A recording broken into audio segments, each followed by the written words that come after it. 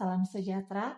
Perkenalkan, saya Eli Juliana Suot, SSIM Farm. Saya merupakan salah satu dosen tetap di Prodi Farmasi, Fakultas Matematika dan Ilmu Pengetahuan Alam, Universitas Samratulangi, Manado. Semenjak bergabung dengan Prodi Farmasi, saya tergabung dalam kelompok bidang ilmu analisis farmasi, di mana menaungi beberapa mata kuliah, di antaranya adalah kimia organik, teori dan praktikum, kimia analisis teori dan praktikum, analisis sediaan farmasi, teori dan praktikum, kimia medisinal, analisis makanan dan kosmetika. Pada saat ini saya akan menjabarkan salah satu mata kuliah dalam KBI Analisis Farmasi, yaitu kimia analisis. Mata kuliah kimia analisis dengan kode mata kuliah FAR 2302 merupakan mata kuliah yang diajarkan di semester 3 dan merupakan mata kuliah wajib. Deskripsi mata kuliah adalah membicarakan metode analisis baik kualitatif maupun kuantitatif dengan mengaitkan terjadinya interaksi radiasi elektromagnetik dengan molekul menggunakan instrumentasi seperti spektrofotometri, UV visible, dan inframerah, kemudian pemisahan senyawa dari campurannya menggunakan sistem kromatografi, baik kromatografi lapis tipis, kromatografi cair, dan kromatografi gas, serta volumetri dan gravimetri. Adapun yang menjadi capaian pembelajaran prodi yang dibebankan pada mata kuliah ini adalah bertakwa kepada Tuhan Yang Maha Esa dan mampu menunjukkan sikap religius, kemudian menghargai keanekaragaman budaya, pandangan, agama, dan kepercayaan, serta pendapat atau temuan orisinil orang lain, kemudian mampu melaksanakan praktik kefarmasian dengan prinsip etis dan peka budaya sesuai dengan kode etik, menguasai konsep pengembangan sediaan farmasi yang aman, efektif, stabil, dan bermutu. Kemudian yang terakhir adalah menguasai metode penelitian ilmiah. Pada saat ini, kimia analisis memberikan pengajaran beberapa materi, diantaranya adalah zat dan cara pemisahannya, analisis kation dan anion, analisis gugus fungsi, logam dan non-logam, titrimetri, gravimetri, spektrofotometri UV visible, spektrofotometri inframerah, teori kromatografi, kromatografi lapis tipis, kromatografi cair kinerja tinggi, dan kromatografi gas. Lewat mata kuliah ini diharapkan mahasiswa mampu membandingkan sifat-sifat zat dan mampu menjelaskan pemakaian pengukuran sifat fisika zat. Mahasiswa mampu menganalisis unsur-unsur anion dan kation secara kualitatif. Mahasiswa mampu menetapkan metode yang sesuai dengan mengidentifikasi gugus fungsional. Mahasiswa mampu menjelaskan dan melakukan analisis secara kuantitatif berdasarkan teori titrimetri.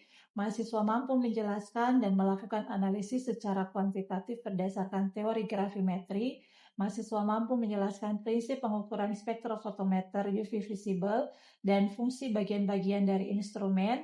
Mahasiswa mampu menjelaskan prinsip pengukuran spektrofotometri inframerah dan fungsi bagian-bagian instrumen. Dan yang terakhir, mahasiswa mampu menjelaskan berbagai mekanisme pemisahan secara kromatografi dan memahami parameter yang berhubungan dengan kromatografi, serta melakukan analisis secara kualitatif dan kuantitatif dengan metode kromatografi. Pada mata kuliah ini, metode pembelajaran yang sering dilakukan adalah pembelajaran kooperatif dan pembelajaran berbasis proyek. Sedangkan penilaian untuk mata kuliah ini terdapat 4 unsur, yaitu keaktifan 15%, kuis 15%, nilai ujian mid semester 30%, dan nilai ujian akhir semester 40%.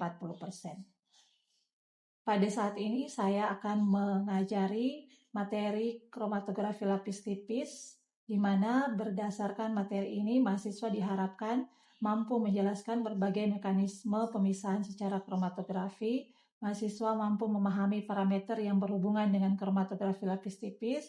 Mahasiswa mampu melakukan analisis fungsi tiap tahap dalam proses kromatografi lapis tipis, serta mahasiswa mampu melakukan analisis kualitatif dan kuantitatif dengan metode kromatografi. Materi yang akan diajarkan dalam kromatografi lapis tipis diantaranya adalah fase diam, fase gerak, aplikasi penotolan sampel, pengembangan, deteksi bercak, dan analisis kualitatif serta kuantitatif. Berikut cuplikan video pengajaran untuk materi kromatografi lapis tipis dalam mata kuliah kimia analisis. Selamat siang semuanya. Apa kabar hari ini? Oke, baik, kita akan lanjutkan perkuliahan kita pada siang hari ini. dengan mata kuliah kimia analisis. Materi yang akan dibawakan hari ini yaitu kromatografi lapis tipis.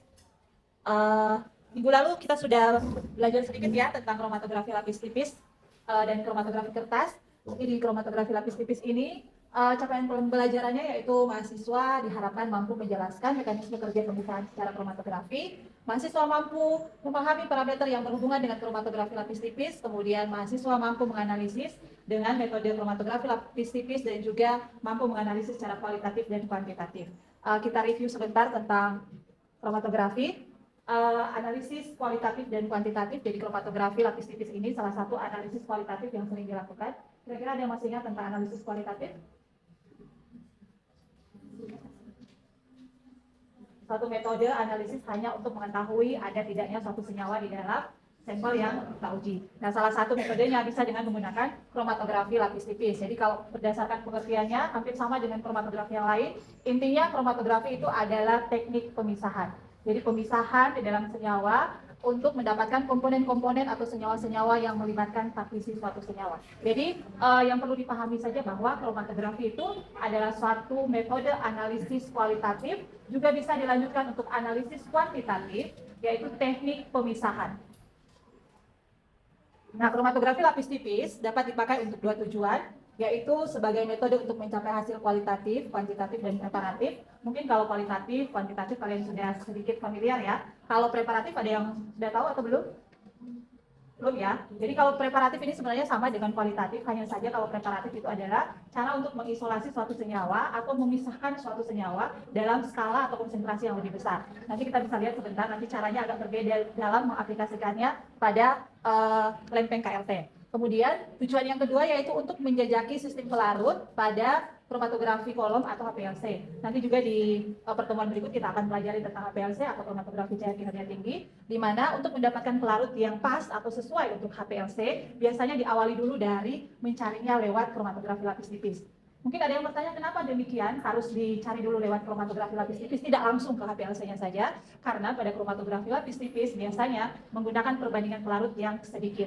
Sehingga untuk mencari konsentrasi yang pas, perbandingan yang pas, itu biasanya lebih menggunakan kromatografi lapis tipis. Nah, sama dengan kromatografi yang lainnya yang sudah kita bahas sebelumnya, ada kromatografi kertas. Kromatografi lapis tipis ini ada dua fase. Apa itu, ada yang sudah tahu? Ya, ada fase diam dan fase gerak. Nah, untuk yang kromatografi lapis tipis, fase diamnya itu merupakan penjerap berukuran kecil dengan diameter antara 10 sampai 30 mikrometer, dan yang paling sering digunakan itu adalah silika dan serbuk selulosa. Nah, mekanisme sorpsi pada kromatografi lapis tipis itu hanya dua, yaitu partisi dan adsorpsi. Sedangkan yang kita pelajari sebelumnya, mekanisme sorpsi untuk kromatografi itu ada 4. Ya, tetapi untuk yang kromatografi lapis tipis, mekanisme sorpsinya itu hanya dua, yaitu adsorpsi dan partisi. Nah, ini contoh-contoh penyerap atau fase diam yang sering digunakan. Ada silika gel, kalian bisa lihat ada silika gel sendiri dan ada silika gel dengan pengikat dan indikator. Nah, nanti di praktikum mungkin kita akan menggunakan yang kedua, di mana di praktikum kita akan menggunakan silika gel dengan pengikat dan indikator berfluoresensi. Itu yang sering ada, dan perlu diketahui bahwa fase diam ini biasanya sudah tersedia dari pabrikan, itu sudah ada, jadi kita tinggal bisa menggunakannya. Tetapi biasanya di mata kuliah yang lain itu nanti akan ada pengajaran tentang cara pembuatan fase diam itu seperti apa. Tetapi untuk praktikumnya nanti kita menggunakan yang sudah ada saja, yang sudah ada dari pabrikan, sehingga agak lebih mudah untuk mengaplikasikannya. Kemudian penjerap atau fase diam yang lain yang sering digunakan itu ada alumina dan ada Kieselguhr. Nah, apa perbedaan antara alumina dan silika gel pada fase diam, di mana kalau kita lihat bahwa alumina itu lebih polar daripada silika gel, kemudian lebih aktif daripada silika gel, dan alumina lebih cocok untuk analisis senyawa-senyawa yang non-polar atau kurang polar. Sedangkan untuk silika gel ini dipilih sebagai adsorben untuk senyawa-senyawa polar. Jadi berbeda ya, untuk senyawa-senyawa yang non-polar itu lebih baik menggunakan penjerap atau fase diam dari alumina, sedangkan untuk senyawa-senyawa yang lebih polar itu lebih baik menggunakan silika gel sebagai fase diamnya. Kemudian kita masuk di fase gerak atau pelarut, sama seperti juga kromatografi yang lain sebelumnya, di mana fase gerak yang digunakan untuk kromatografi lapis tipis ini biasanya terdiri dari beberapa campuran pelarut, bukan hanya satu campuran pelarut, terdiri dari beberapa campuran pelarut dengan perbandingan tertentu. Jadi ada perbandingan-perbandingan tertentu yang sudah didapatkan sebelumnya, atau kita juga bisa melakukan eksplorasi itu di laboratorium, atau kita melihat pustaka atau jurnal yang sudah ada untuk yang fase geraknya. Nah, di sini perlu diperhatikan bahwa jika pelarut lebih polar daripada suatu komponen campuran, maka molekul pelarut akan menggantikan molekul komponen pada padatan absorben dan komponen berada pada fase gerak dengan harga RF tinggi. Jadi harga RF-nya lebih tinggi. Sebaliknya, jika pelarut kurang polar daripada suatu komponen campuran, komponen akan tetap pada absorben dan tidak digerakkan oleh pelarut. Ini sistem pelarut yang berhubungan dengan tingkat kepolaran. Jadi kalau misalkan senyawa kita itu polar, kemudian fase gerak yang kita gunakan itu non polar, pasti RF-nya itu akan rendah karena dia tidak akan terbawa oleh pelarut. Sedangkan kalau senyawa yang kita uji itu polar dan fase geraknya itu polar juga, nanti dia akan membawa sehingga mendapatkan nilai RF yang tinggi. Nah, sampai sini ada yang bertanya kira-kira? Atau belum? Kita lanjut dulu ya di prosedur analisis kromatografi lapis nipis. Nah, di prosedur analisis kromatografi lapis nipis ini prosedur yang paling gampang. Di sini kalian bisa perhatikan biasanya bentuk kromatografi lempengnya itu adalah persegi. Ukuran yang tersedia itu adalah ukuran 20 kali 20 cm. Untuk yang platnya aluminium, kita dapat menggunting berdasarkan besar chamber yang digunakan. Jadi pada saat kita melakukan proses analisis kromatografi lapis nipis, ada dua alat yang penting, yaitu adalah chamber, tempat di mana kita akan menempatkan pelarut dan fase diam di dalamnya, dan juga plat. Nah, plat itu biasanya ukurannya 20 kali 20 dan bisa untuk yang platnya aluminium kita bisa menggunting. Contohnya seperti ini, sama seperti di gambar, bisa mungkin yang belakang bisa kelihatan gambarnya. Nah, pada saat prosedur analisis plat kromatografi kita gambar. Jadi kita beri garis tanda bawah di bawah dengan jarak biasanya antara jarak garis atas dan sudut paling bawah itu 1 sampai 2 cm. Kemudian garis yang atas juga 1 sampai 2 cm. Ini biasanya menggambarnya menggunakan pensil. Ini gambar saja, yang penting kelihatan. Yang penting bisa dilihat garisnya, yang atas dan yang bawah. Kemudian sampel yang akan kita analisis, sampel sebelum dianalisis ke sini harus dipreparasi terlebih dahulu. Seperti yang sudah dijelaskan di awal perkuliahan bahwa ada preparasi untuk suatu sampel, di mana kalau kita akan melakukan analisis, baik analisis kualitatif maupun kuantitatif. Jadi dipreparasi terlebih dahulu menggunakan pelarut yang cocok, kemudian baru akan diaplikasikan ke lempeng KLT. Nah, bagaimana cara mengaplikasikan itu? Di sini kita buat titik-titik penotolan. Ada titik-titik penotolan. Nah, titik-titik penotolan ini jarak antara satu titik dengan yang lainnya itu minimal 1 cm. Kenapa harus ada jarak? Agar supaya diharapkan pada saat ada noda yang muncul, nodanya tidak bersamaan atau bersentuhan, sehingga pada saat kita melihat secara visual, baik di bawah sinar UV atau dengan mata telanjang, ini bisa terlihat nodanya tidak bercampur, sehingga pada saat penentuan nilai RF-nya nanti itu lebih gampang. Jadi setelah dibuat titik-titik penotolan seperti ini, tinggal ambil sampelnya, kemudian ditotolkan di titik yang sudah dibuat. Pada saat ditotolkan di titik yang sudah dibuat ini, kita terlebih dahulu sudah menyediakan chamber seperti ini, ya, wadah yang namanya chamber, di mana di dalamnya itu sudah berisi pelarut. Gabungan beberapa pelarut, seperti yang sudah dikatakan tadi, bahwa untuk pelarutnya atau fase diamnya itu terdiri dari beberapa perbandingan pelarut. Jadi bisa ada 2 pelarut atau 3 pelarut dengan perbandingan yang berbeda-beda. Nah, pelarut tersebut dimasukkan ke dalam chamber. Pada saat dimasukkan tidak langsung dimasukkan platnya. Pada saat pelarutnya masuk ke dalam chamber, chambernya dibiarkan terlebih dahulu, dijenuhkan. Apa fungsi penjenuhan? Penjenuhan itu berfungsi agar supaya pada saat elusi itu terjadi dengan baik. Pemisahannya terjadi secara optimal, sehingga harus dijenuhkan terlebih dahulu chamber tersebut. Bagaimana cara kita menjenuhkan chamber tersebut? Jadi pelarutnya sudah masuk, kemudian kita masukkan kertas saring ke bagian chamber tersebut. Usahakan kertas saringnya sampai pada bagian atas. Ketika kertas saring sudah basah dengan pelarut sampai bagian atas, itu tandanya bahwa chamber tersebut sudah jenuh. Ketika sudah jenuh, baru kita masukkan plat ini ke dalam chamber. Dan yang perlu diperhatikan pada saat memasukkan plat ini ke dalam chamber adalah bagian titik penotolan ini tidak boleh sampai terendam atau kena pada fase gerak atau pelarut. Jadi pada saat kita memasukkan pelarut ke dalam chamber, itu sudah diperhitungkan agar supaya titik penotolan ini tidak terendam dengan pelarut. Kalau dia terendam dengan pelarut, maka elusi yang akan terjadi adalah elusi yang tidak optimal atau bahkan tidak akan terjadi elusi. Nah, setelah ini masuk dalam chamber, ini ditunggu sampai pelarutnya sampai di garis atas. Ketika pelarutnya sudah sampai garis atas, platnya dikeluarkan. Platnya dikeluarkan, diangin-anginkan terlebih dahulu, kemudian diamati. Ada noda yang muncul atau tidak. Nah, cara mengamati noda yang muncul bisa dengan beberapa cara. Nah, dengan cara misalkan menyemprotkan reaksi yang dapat berfluoresensi dengan senyawa yang terpisahkan. Atau metode lain yang umum digunakan untuk menampakkan senyawa adalah metode melibatkan pembentukan kompleks dengan ion. Tetapi yang paling sering kita gunakan itu adalah dengan mendeteksi bagian plat ini di bawah lampu UV. Lampu UV 366 nanometer dan 254 nanometer. Kenapa 366 dan 254 nanometer? Seperti tadi yang sudah dijelaskan bahwa ada silika gel yang ditambahkan dengan indikator fluoresensi sehingga bisa dibaca pada panjang gelombang demikian. Jadi perlu diingat bahwa fase diam dan fase gerak itu sangat penting dalam kromatografi lapis tipis, di mana kalau fase geraknya itu terdiri dari beberapa pelarut dengan perbandingan tertentu. Contohnya misalkan seperti ini. Nah, misalkan fase geraknya ada etil asetat, etanol, amonia dengan perbandingan 15 banding 6 banding 3. Jadi ada 3 pelarut dengan perbandingan yang berbeda untuk fase geraknya. Ada yang ingin bertanya? Ya, silakan. Terima kasih atas kesempatan ini. Saya Mahfud Silvaki ingin bertanya, yaitu bagaimana cara menghitung pelarut pada fase gerak? Oke, baik. Jadi pertanyaannya bagaimana cara menghitung perbandingan dari fase gerak ya? Seperti yang sudah dijelaskan tadi, misalkan ini ya, dikasih contoh yang ini. Jadi ada ini tiga pelarut yang digunakan dan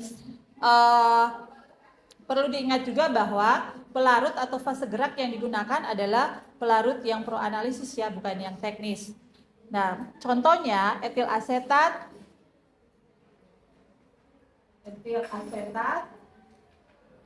banding metanol dan amonia 15 dibanding 6 banding 3. Ini agak gampang kan kalau pada saat kita akan menghitung. Jadi misalkan kita tinggal ambil 15 mili, 6 mili, dan 3 mili ya. Nah, tapi kalau misalkan kita ingin membuat dalam volume tertentu, tentu kita harus hitung. Kalau misalkan kita ingin membuat, contohnya membuat 50 mili,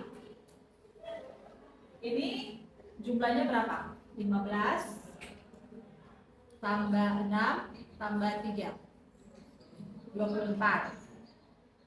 Nah, misalkan kita ingin membuat dalam 100 mili ya, 100 mili saja.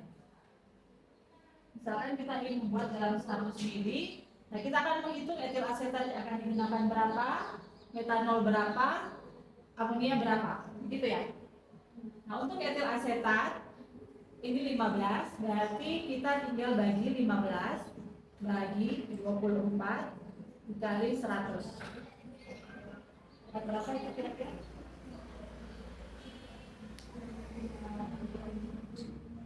Berapa? 62? 62,5. Jadi etil asetat 62,5. Untuk yang metanol 6 per 24 kali 100. Tetap berapa? 25. Untuk yang amonia 3 per 24 kali 100. 12,5. Jadi untuk buat 100 mili dari perbandingan etil asetat, metanol dan amonium, kalau membuat dalam volume 100 mili, kita membutuhkan etil asetat 62,5 mili, kemudian metanol 25 mili, kemudian amonia 12,5 mili. Nah, volume ini perbandingannya sama dengan 15 banding 6 banding 3. Boleh jelas? Oke, kita lanjut.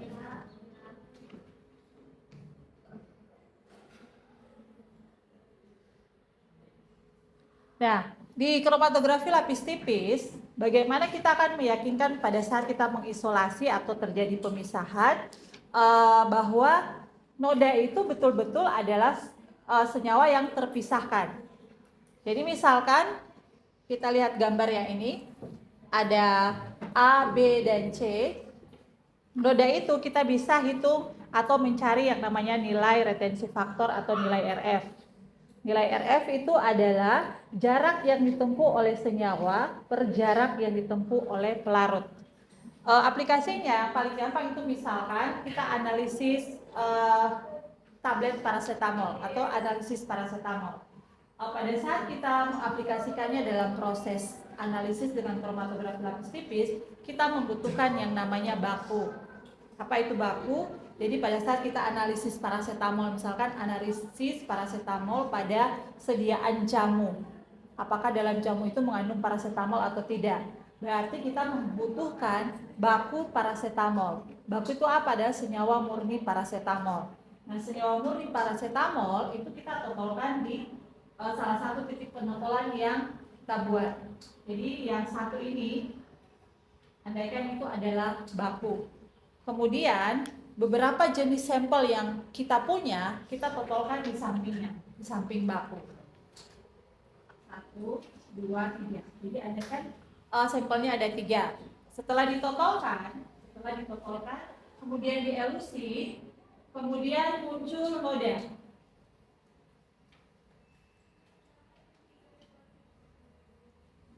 Dari noda ini kita bisa lihat, kalau secara visual orang bisa lihat bahwa yang sama nodanya dengan baku pasti mengandung paracetamol, ya. Jadi dari ini secara visual bisa dilihat, oh ternyata yang satu punya noda yang kedudukannya itu sama dengan baku. Jadi bisa kita identifikasi bahwa yang sampel 1 mengandung paracetamol. Tetapi untuk meyakinkan itu kita tidak bisa hanya sampai mengambil kesimpulan seperti itu. Kita menghitung nilai RF.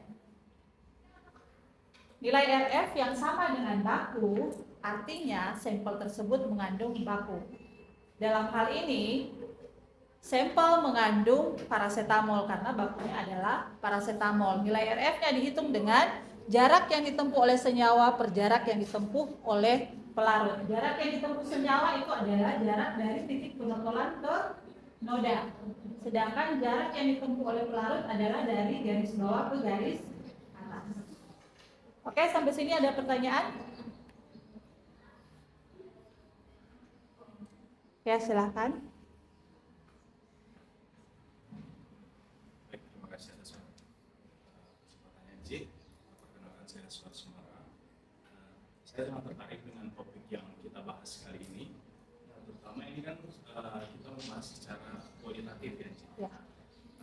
Tadi sempat ter-highlight dalam pikiran saya bahwa analisis KLT ini tidak hanya secara kualitatif, tapi ada juga analisis secara kuantitatif.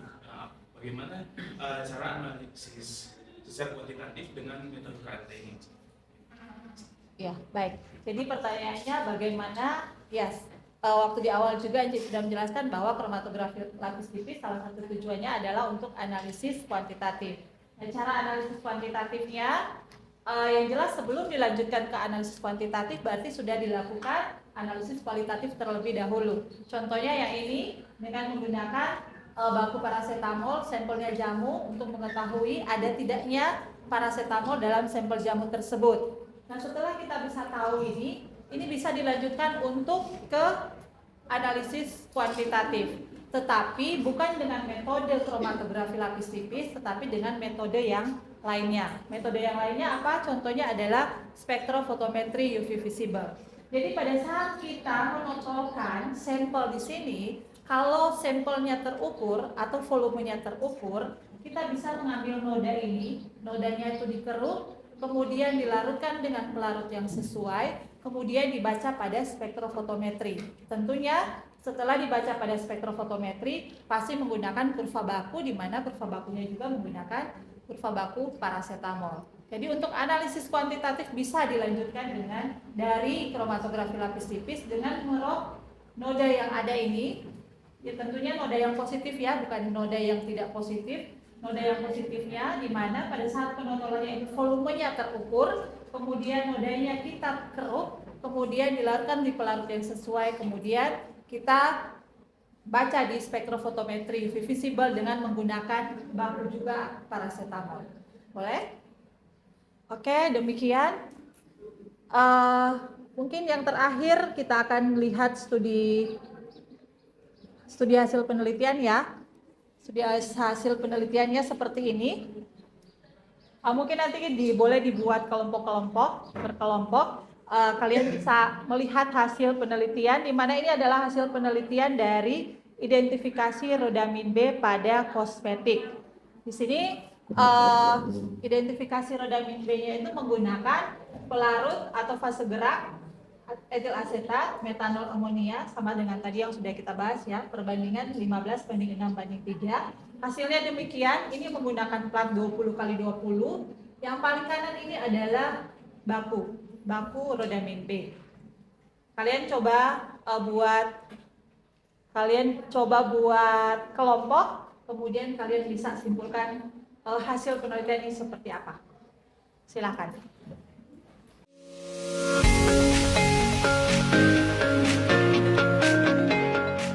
Oke, kalau sudah ada silakan. Ada satu orang yang bisa menjelaskan hasil penelitiannya ini seperti apa dari ini. Silakan.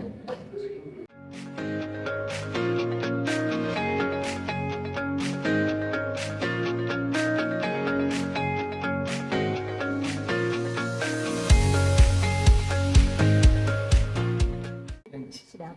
Beri tepuk tangan dulu untukku. Ya, penjelasannya itu sudah betul ya. Sudah ini bahwa di sampel 5, 6, 7, 8, 9 dari sini kita bisa lihat bahwa 5, 6, 7, 8, 9 kedudukan nodanya itu sama dengan baku rodamin B, sehingga dari hasil ini kita bisa simpulkan bahwa sampel nomor 5, 6, 7, 8, 9 itu mengandung senyawa rodamin B. Demikian untuk hari ini, diucapkan banyak terima kasih untuk semuanya. Kiranya apa yang kita pelajari hari ini boleh bermanfaat untuk ke depan. Sekian, terima kasih. Demikian pernyataan diri dosen dalam unjuk kerja Tridharma Perguruan Tinggi dalam bidang pengajaran. Terima kasih.